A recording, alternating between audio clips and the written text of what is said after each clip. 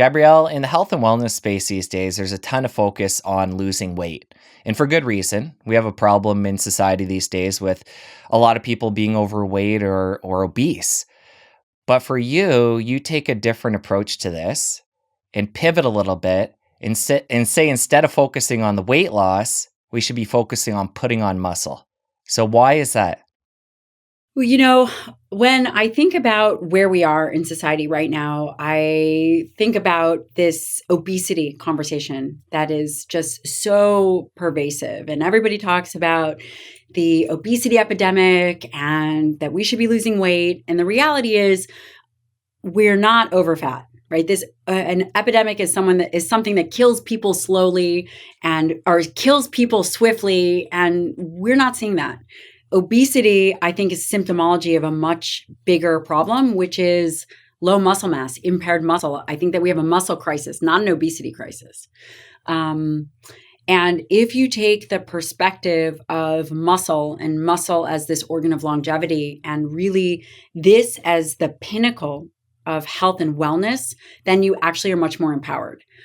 We've been trying to fix the obesity epidemic for decades, and we are fatter, more unhealthy than ever before. And I always think, like, if we have the correct problem, then we should be able to get a solution. So perhaps the correct problem isn't the fat problem, something else. So what I'm hearing you say, for people tuning in saying, wait, I do have a weight problem, I'm tuning in to figure this out and get healthy. Yeah. You're just saying it's a bit of a nuance to that. We're going to get to the root rather than look at, the extra weight, which is a symptom.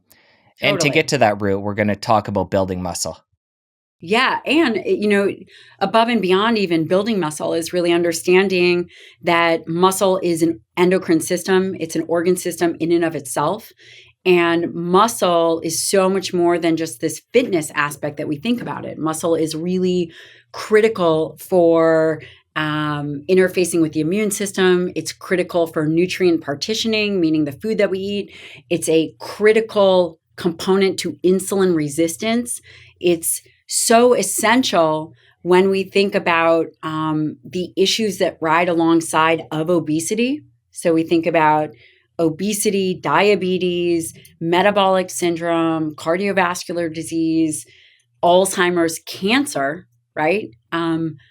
When we think about the metabolic input, and I simply mean by metabolic input, I simply mean the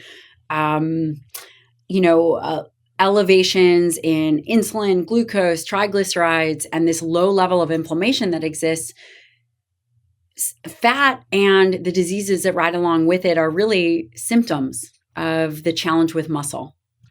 And so that's how I think about it. And when it comes to the fat loss piece specifically, is a big reason that putting on muscle is a piece of that puzzle is because it enhances the metabolic rate? The reason that it's so critical to put on muscle and to maintain healthy muscle, there's a couple reasons why this is so critical. Well, number one, when you think about skeletal muscle and what it does, skeletal muscle is the primary site for glucose disposal. The domains of muscle exist, number one, in locomotion, which is really important as it relates to not falling or being able to be strong, being able to maintain your activities of daily living, going to the grocery, putting your suitcase in an overhead bin, those kinds of things, the physicalness of even just being able to walk. So there's a physical aspect of muscle. Then there is a metabolic aspect of muscle. And the metabolic aspect of muscle, the way that I think about it is, number one, it's the primary site for glucose disposal.